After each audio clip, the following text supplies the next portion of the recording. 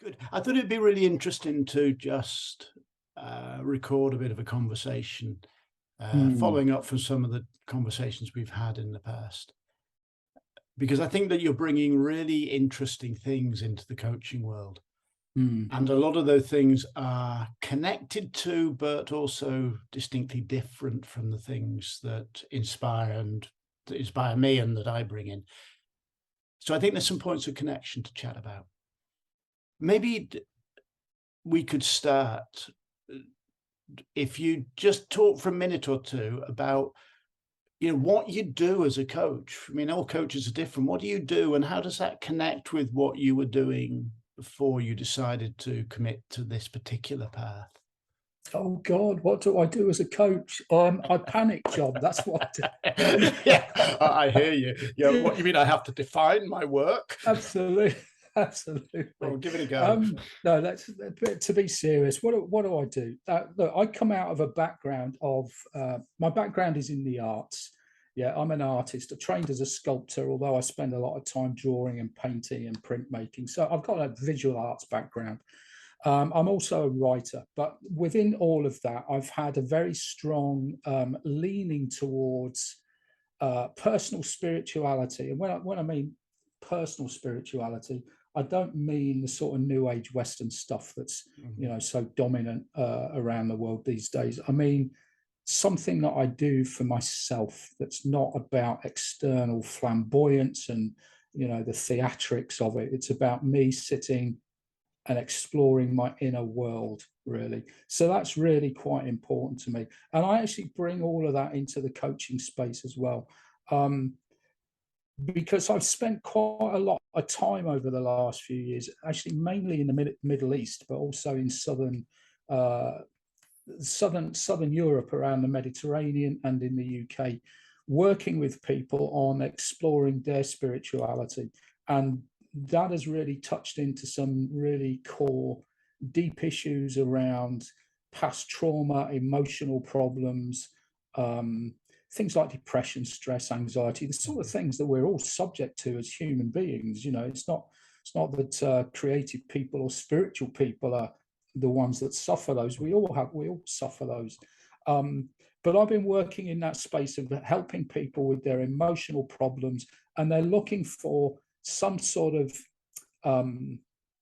I guess, spiritual methodology or spiritual practice that will help them resolve those issues. Now, a lot of my clients tend to be creatives because of that's my background. So I tend to work with, not exclusively, but I get a lot of artists and filmmakers, actors, singers, around the Middle East.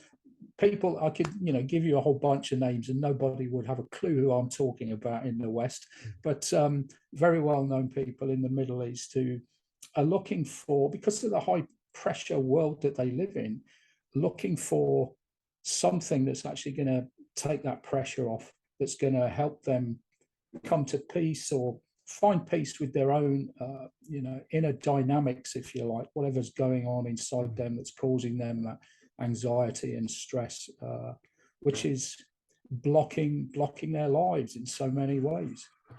Can I want to uh, come back in a moment to um, that phrase of finding the inner peace. I just want to map some of my background onto some of what you Mm, said, because I also come from an artistic background. I'm an artist. I've spent 30 years working in performance, sort of across the barriers of improvisation, theatre, dance, physical mm, theatre, and so on.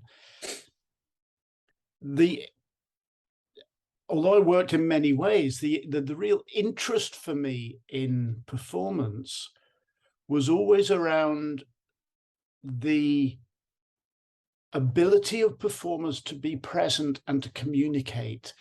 I mean, my first book was published by Matthew and was called Encountering Ensemble. It was about that mysterious thing where a group of people seem to be acting as one. It was never about the externals of acting or the externals of dance. It was always about what was happening in the inner life of the performer. And I'm not talking sort of like becoming a character. None of that stuff ever interested me. I'm talking about the authentic inner presence of the performer. Now, my background, I had a terrible time at school, and it was a Christian school. So my background was, as I entered into adulthood, a complete rejection of everything to do with religion. I have no interest whatsoever in religion or spirituality. And then I find I'm working in theatre and getting more and more interested in places which intersect with spirituality.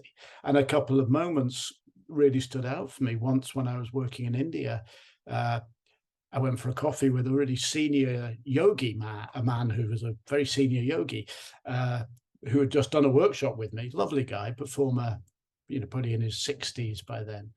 And I talked about the principles that I work with in my training, and he laughed and he said, "The last thing I need is a white man telling me about yoga." And of course, I'm not talking about yoga. I know very little about yoga. But he said, "What you're talking about are the principles of yoga." And then a few years later, only about 4 years ago, I was working with some very senior people in China, from the Buddhist they were all Buddhist, or not all, but mainly Buddhists, but senior industrialists. And one of them, who's a very senior man, said, "These exercises we're doing are some of the best ways of communicating the essential tenets of Buddhism to contemporary Chinese people." And I'm going, "But I'm not a Buddhist. I don't know anything about Buddhism." There is a place where the quietude, the presence, the authenticity that is required for truly great performance intersects with the quietude of spirituality, of Absolutely. contemplation, of meditation, of insight, of creativity, of fearlessness. They're all different ways of dealing with the same thing, which for me, I call presence. The ability to come into the moment and say, now, without fear, I act.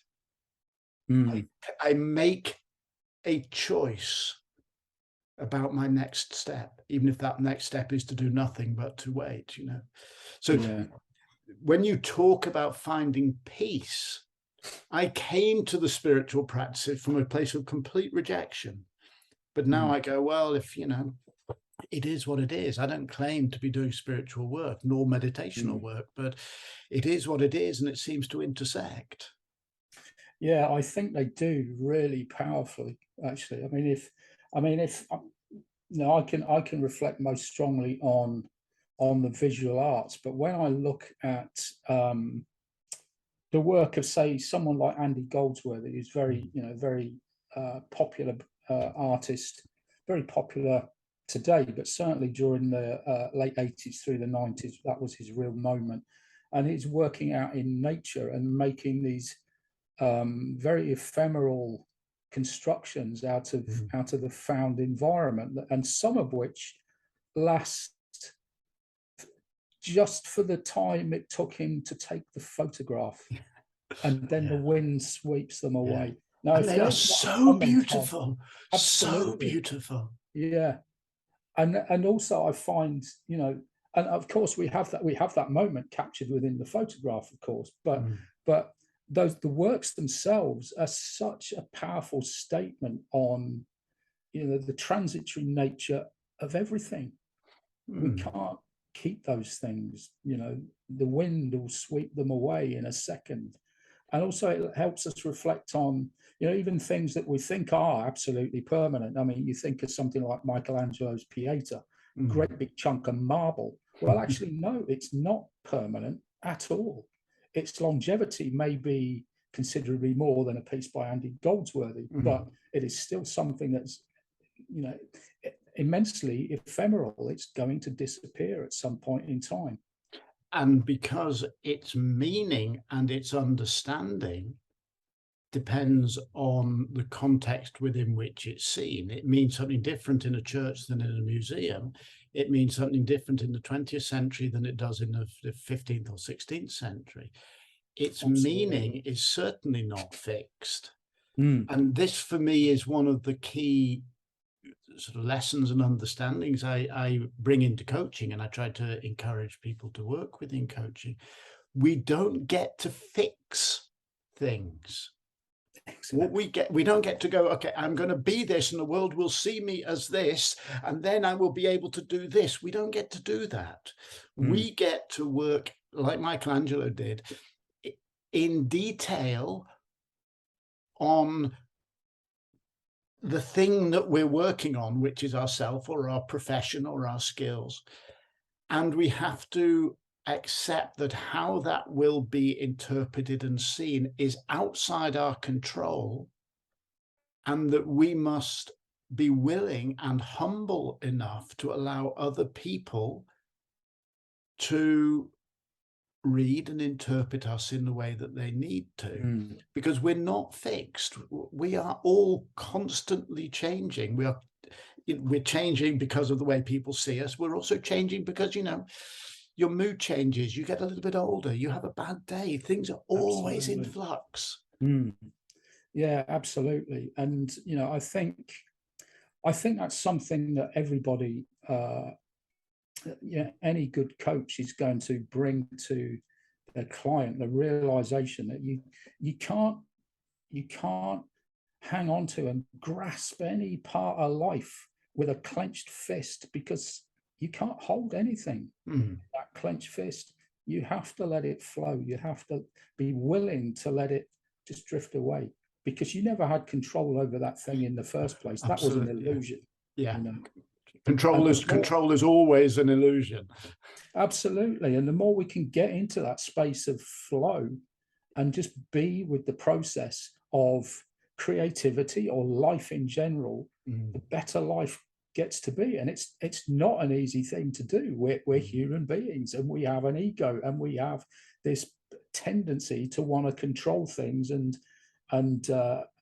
insist that things be the way we want them to be. But that's not how life works. It never will do. It's interesting. You mentioned there the C word, creativity, such a crucial word. And you know, thinking from my own area of training performers, you know, what a performer is learning to do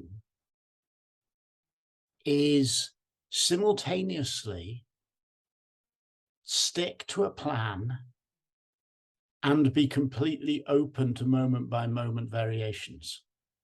It's not one or the other. I mean, if a performer has a script to do, she must deliver the script in the words in the right order.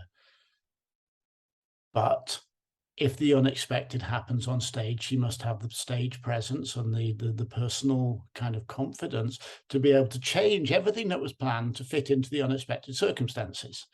Like, you know, you're going to say, your next line is, I'm going to pick up that gun and shoot you. And you look over to the table and the gun's not there. You can't go, oh, I can't carry on with the play. You have to be able to go, how do I make this work in a way that the audience don't even realize it's been a mistake? You stick to the plan, but at the same time, you are completely flexible to absorb the unexpected. If you're, you know, drawing a picture or you're sculpting and you bang into a piece of something and it sort of breaks unexpectedly, you don't give up. You go, how do I make something of this? Or you're drawing, you do a line, it doesn't quite work. How do you do something with this?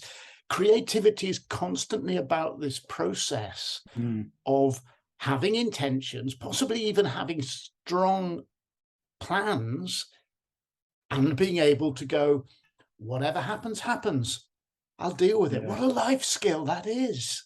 Absolutely. And I mean, it is crucial to develop that skill. It's about getting that balance, isn't it, John? I remember many years ago working on a huge piece of sculpture for a British sculptor called Nick Pope. He was also very well known in the 1980s and 90s. A huge piece of sandstone we were working on, massive thing. And we spent weeks just working on this thing, just banging it out into shape with pneumatic chisels. Okay, so we were just roughing the basic shape out. And every day, the boss of the stone yard would go round with a steel pipe and he'd just tap the stone and he'd be listening for the ring. If it rang true, the stone was okay, and we just kept going. And then one day he tapped it and the pipe just went funk. It didn't ring. there was a fissure running right through that block of stone. That was 20,000 pounds worth of stone gone like that. Well, what do? You get creative and you throw your plan out the window and you start doing something else. Within the context of the original plan, you modify it and you start doing something else with it. You can't afford to throw that much stone away. No. You know, it's 20 grand. What for you, in your understanding, both from your art practice and your meditational practice and your coaching practice, what for you is the core human capability or capacity that people need to develop in order to be able, when they find the fissure, to go, okay, I change direction, but I don't change direction? For me, it's about awareness, and it's about being in the present moment. You know, all good art really is an expression of mindful awareness. It's about being so present in that moment that anything is possible.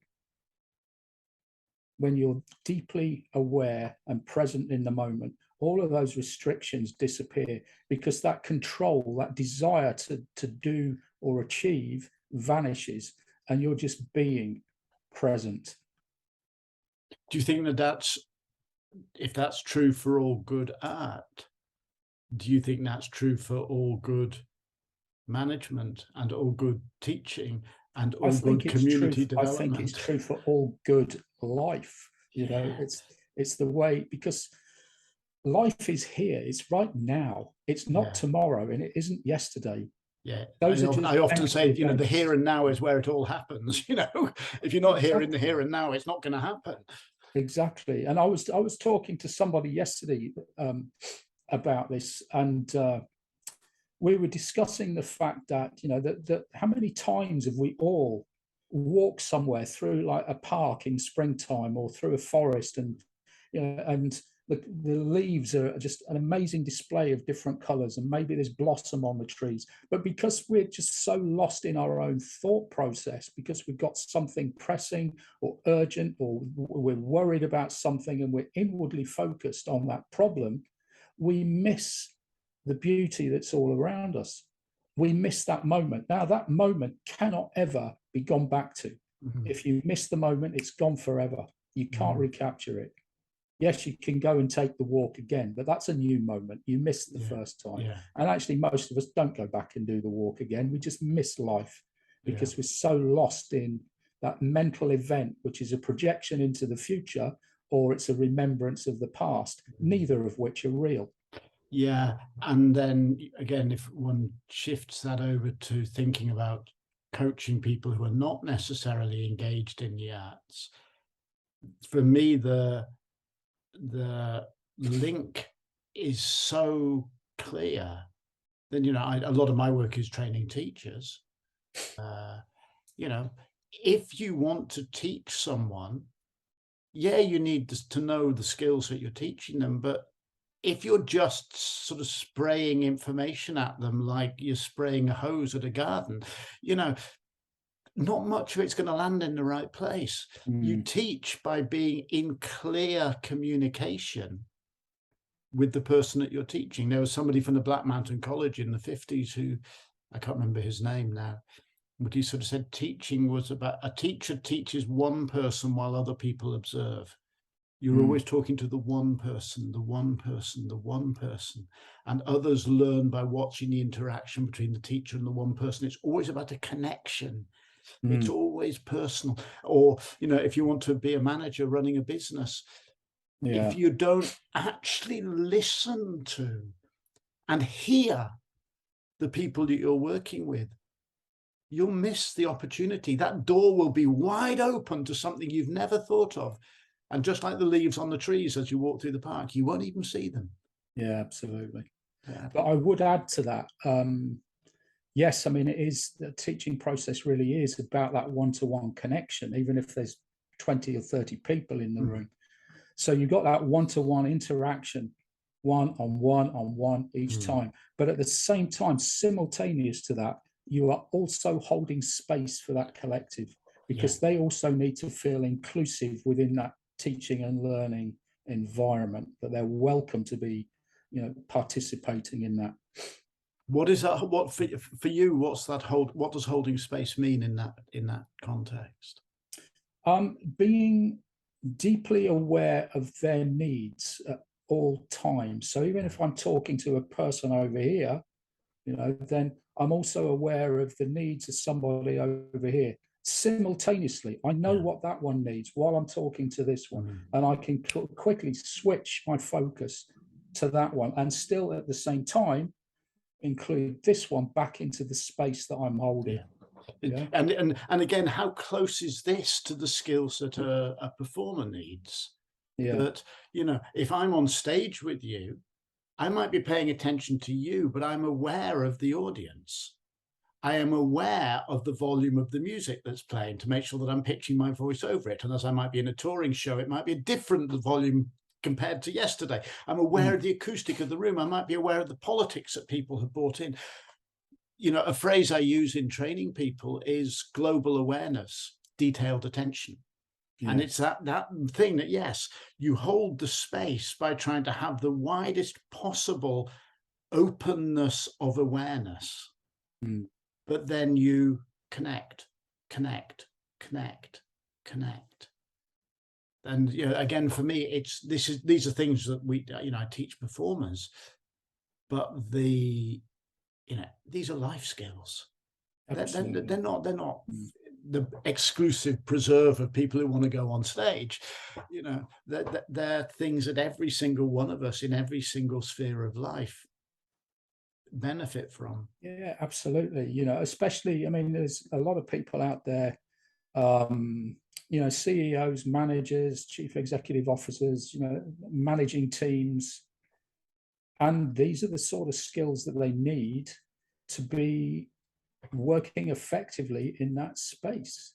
Because if you haven't got your team on side, if you can't hold space for your team, how do you expect your team to follow you and play on your side,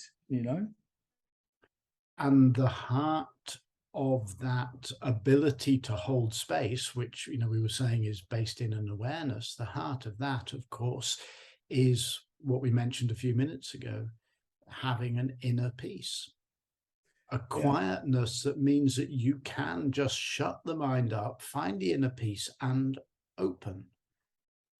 Yeah, it is. But I also think it's to do with empathy. I was interested. I noted the word heart. You used it 3 or 4 times in that short piece there. But it is about empathy. It's about developing the skills of listening. I was talking to somebody else yesterday about this. We were talking about management styles and leadership styles. And we were reflecting on the fact that as a leader, you may not always do what your employees or your co-workers think you should do. If you're the boss, you're the one making the decision. The buck stops with you. But if you want a team that's going to be effective, you at least need to make your team feel that their opinions are counted, that you're going to listen to what they have to say. You may not act on it, but you want to value their opinion. You need to develop those listening skills. Yeah, I think that's absolutely right. Not what I find deeply sort of contemptible modern version of that, which is let everyone have their say, then just sort of do what you're going to do anyway. Which is this: I'm going to pretend to be democratic and caring and empathetic, but actually I'm just, patronizing you. To go, well, I am going to, if I'm the leader, I am going to make the decisions that have to be made, but I am genuinely going to listen to and understand the perspective that you give. And my final decision will come from the fact that I have listened to you, even if I've ended up not following your path. I'm actually going to engage with you in genuine listening. Yeah, absolutely. We should probably wrap up, Steve, because I think we could go on for hours, but we could. Yeah, probably things to do. It's brilliant. It's brilliant to talk to you. There's so many points of connection. Absolutely. We must talk again sometime. We shall, John. It was good to talk to you too. Excellent. Thank you, Steve. And you have a good day. Cheers.